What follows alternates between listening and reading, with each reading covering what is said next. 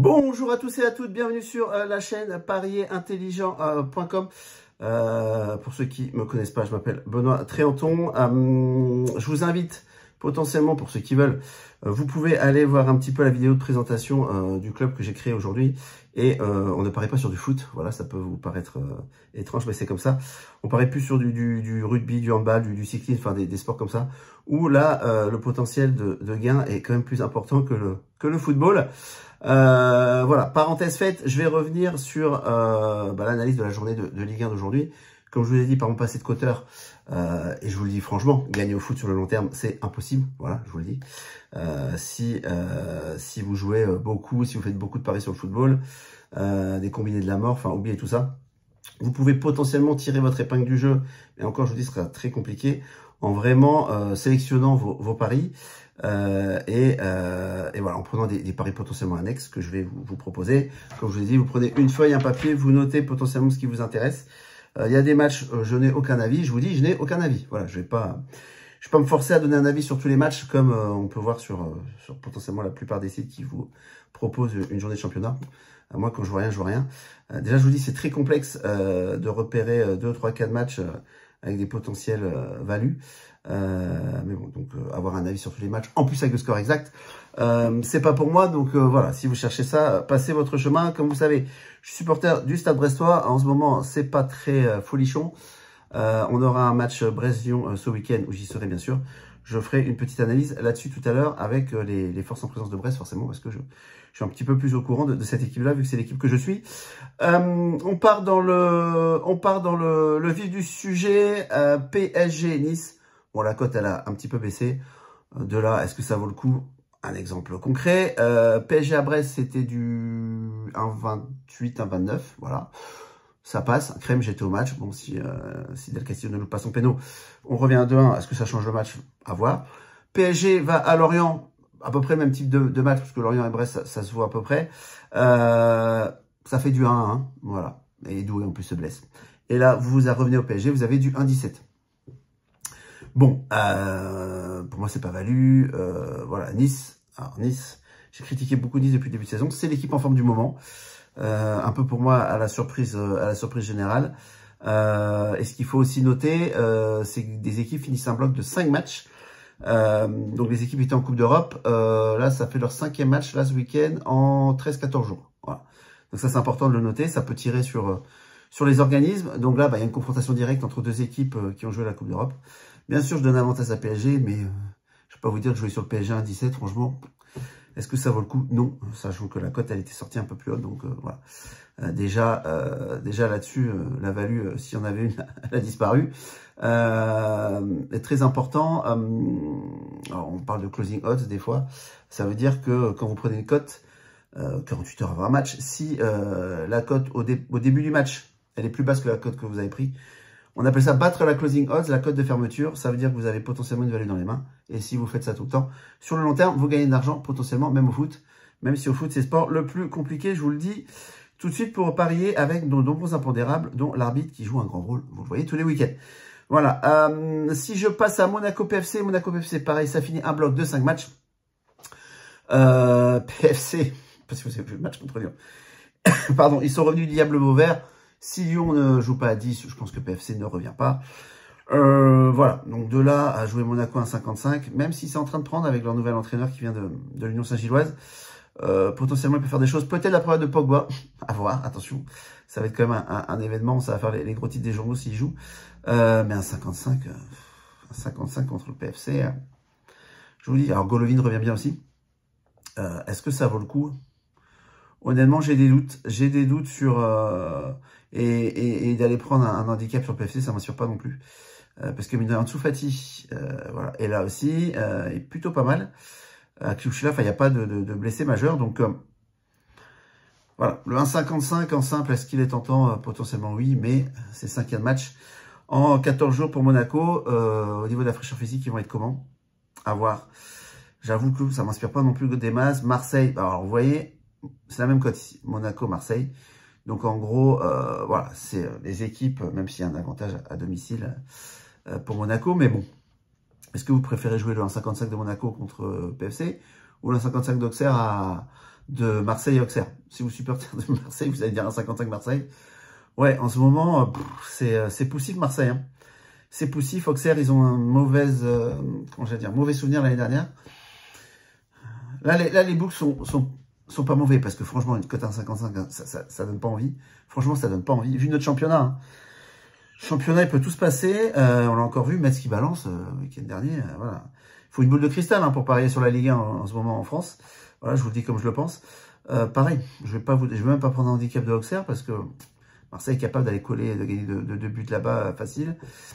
Donc non, ça m'intéresse pas. Rennes-Strasbourg, là j'irai plus sur Strasbourg, bien sûr, parce que pour moi il n'y a pas photo.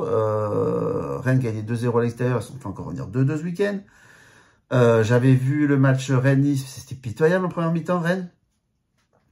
Bah, et Strasbourg, avec la question est-ce que Barco est le meilleur joueur de Ligue 1, faut pas déconner non plus, mais voilà, il est plutôt très très bon. Vega sera pas là, voilà, il est encore blessé. Strasbourg est tout à fait capable d'aller battre Rennes. Et à cette cote-là, vous allez me dire c'est sympa. Oui.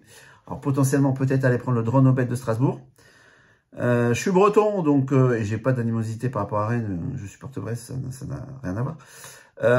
Est-ce que il est où le drone au bet? Est-ce que le 1,86 de Strasbourg en simple gagne ou fait match nul, enfin gagne remboursé s'il fait match nul à Rennes? Est-ce que c'est pas ce pari-là le bon? J'aurais tendance à dire oui. À 1,86 en plus c'est sympa, vous pouvez le prendre en simple. J'aurais tendance à dire que le Strasbourg à Rennes gagne et 6 matchs nuls remboursés. Par contre, si Strasbourg gagne, ben, c'est au revoir monsieur, au revoir madame. On change d'entraîneur, je pense. Donc en même temps, c'est la dernière cartouche, la dernière chance de Bay. Comment vont aller les joueurs? Est-ce qu'ils vont le soutenir? Est-ce qu'au contraire, ils vont faire un match en dedans parce qu'ils veulent le voir disparaître? Très compliqué à dire, mais pour moi, la cote à prendre, ce serait plutôt Strasbourg, 1,86 en draw no bet. Voire en double chance, la double chance avec tout de suite, pardon. 1,47 en N2, voilà. J'ai du mal à Strasbourg, à la qualité de Strasbourg aujourd'hui, j'ai du mal à voir Strasbourg perdre à Rennes. Voilà, à moins que Rennes nous fasse une messe contre Lens l'autre jour et au moins arrive enfin à gagner un match.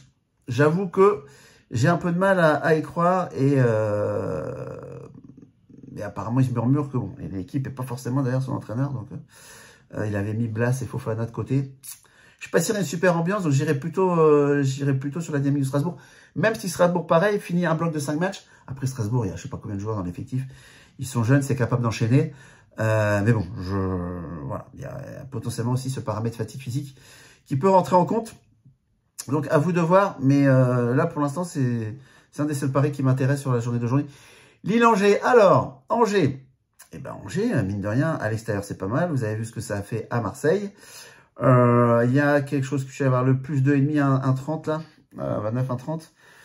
Ben why not? Parce qu'il y a qu'à regarder, ici. Là j'étais sur Lyon, c'était pour tout à l'heure. Ils sont où Angers? Ils sont là. Extérieur Angers, bam, ici. C'est pas terrible, hein, 2 nuls, 3 défaites, mais il y a 2 nuls. Ils perdent 1-0 au PSG seulement. Ils font 1-1 à Metz, ils perdent 1-0 à Lyon. Ils se prennent une branlée à Strasbourg. Alors là, c'était un non-match, il y a eu un expected goal de 4 contre 0-3, un truc comme ça, c'était une boucherie. Et ils vont faire 2-2. Donc ils sont capables de faire des matchs plutôt corrects. Ils se sont pris une fois une branlée. Est-ce qu'ils vont se prendre une branlée à Lille? J'ai du mal à penser, sachant que Lille, pareil, c'est un bloc. Ils finissent le bloc de 5 matchs. Et Lille à la maison, bon, c'est costaud, hein, mais ça bat Monaco 1-0, ça bat Toulouse 2-1, ça perd contre Lyon, ça fait 1 contre Lille, et ça met une branlée à Metz. Si on enlève la branlée contre Metz, ça reste, voilà. Bon, après, vous allez dire, ils ont rencontré Lyon, bon, Toulouse, Monaco. Je pense que Angers est capable de rester dans le handicap des 2 buts. Ils perdent 2-0, 3-1. C'est dans les cordes d'Angers. Après, Angers n'a pas un effectif pléthorique non plus, donc Angers, c'est leur 3e match en une semaine. À voir. Est-ce que ça fait plus de mal 3 matchs en une semaine à Angers que 5 matchs en 14 jours à Lille? J'avoue qu'il y a débat. J'avoue qu'il y a débat, mais si j'avais quelque chose à prendre, ce serait le Angers plus 2,5 ici. Voilà. Même si je vois Lille gagner. Mais bon, du Lille à combien j'ai vu? 1,20. Voilà quoi. C'est compliqué. Compliqué. J'aurais tendance plus à aller sur un handicap d'Angers. Lens-Lorient, est-ce que Lens vont se remettre la tête à l'endroit avec la contre-performance à croire que la journée dernière, personne ne voulait être premier. parce qu'il y avait des opportunités de passer en tête, même pour potentiellement Lens, même si le goal average, ça aurait été compliqué, je pense quand même. Bref, mais bon. Alors Lorient, c'est très poussif. C'est très poussif aussi. Alors si ça prend un point contre PSG, mais bon, parce que c'était mérité, bof. Lens, un 40 contre Lorient. Il n'y a rien à faire. Enfin, il n'y a rien à faire. Oui, tout le monde va dire... par exemple, bah oui, mais Lens va battre Lorient. Enfin, je veux bien, mais il y a tellement de surprises dans ce championnat-là. Qu'est-ce que Lorient n'est pas capable d'aller prendre un nul à Lens? Compliqué, je pense pas, mais bon. 1,40, c'est pas sexy, quoi. C'est pas sexy. C'est plutôt pas mal coté par les books. Vous m'aurez donné du 1,60, mais bon, ça serait une grosse value. Jamais ils auraient fait cette erreur-là. Donc, lâche pas, j'ai pas de lecture de ce match-là. Nantes, Metz, les cancres. Alors, vous allez me dire, Nantes, Andronobet. Ouais. Nantes, Andronobet. À Blin, hein, ça surnage à Nantes, un truc de fou. 1,32. Oui, potentiellement, oui. Après, Metz, est-ce que, voilà, là, le fait d'avoir battu Lens, ça va pas leur mettre un petit boost. Mais la logique voudrait, en essayant de couvrir quand même, que Nantes ne perde pas à la Beaujoire. Et si Metz va prendre un point à Nantes, je pense que Metz sera déjà très content. Donc le 1,32 vainqueur Nantes remboursé 6 nuls me paraît potentiellement là intéressant à prendre et à mettre dans un combiné. Je répète, 1,30 x 1,30 égale 1,69. 1,30 x 1,30 égale 1,69 au niveau de la cotation, ce qui est plutôt pas mal. Toulouse, Le Havre. Bon, Le Havre a battu Brest, ok, ça aurait pu finir par 0-0, c'est un match de merde.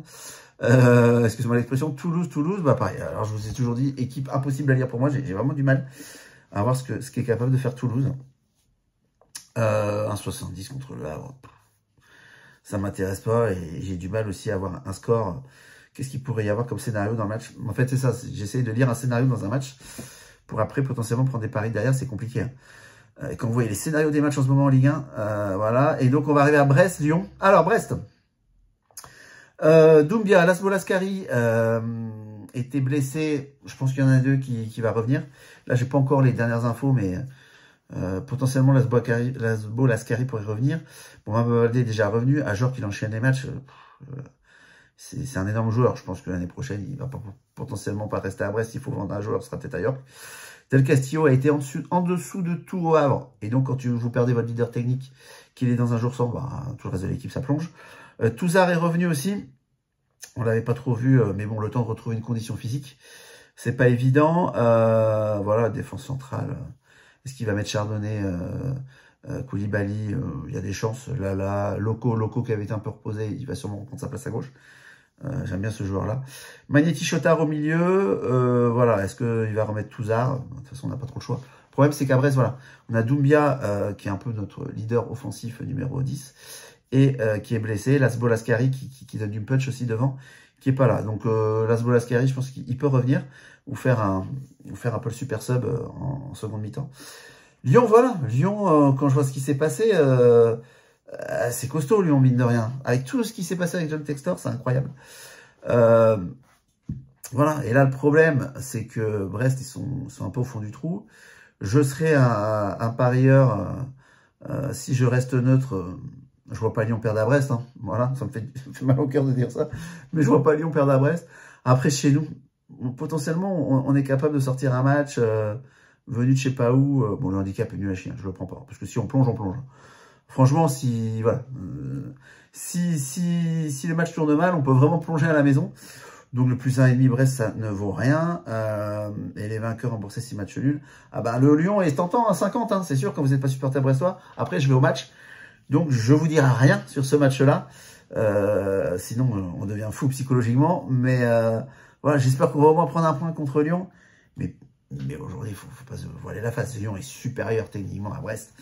Voilà, donc sinon on n'a pas la hargne, si on n'a pas cette envie qui nous caractérise, le fait de jouer à 110% parce que pour essayer de compenser les lacunes techniques, ça va être compliqué. On n'est pas à l'abri que Majiki en plus nous fasse une bourde. Encore merci à Monaco de l'avoir prêté, ça c'est pas c'est pas un cadeau. Donc voilà pour moi, vous avez compris, la carte est pas évidente. Mais bon, l'info, comme je vous la donne, je sais pas si vous l'aviez, que certaines équipes jouent 5 matchs là en 14 jours. Elle peut avoir son importance, sachant que la semaine prochaine, elle joue en Coupe d'Europe et qu'elle refont un match le week-end. Donc c'est-à-dire que là, les équipes étaient un bloc de 5 matchs. et vous allez en rajouter 2 la semaine prochaine pour beaucoup d'équipes. Donc j'ai hâte de voir, je vous donne rendez-vous la semaine prochaine pour voir contre qui vont jouer toutes ces équipes-là. Les Nice, les PSG, les Monaco, les Lille, les Strasbourg, les Niçois.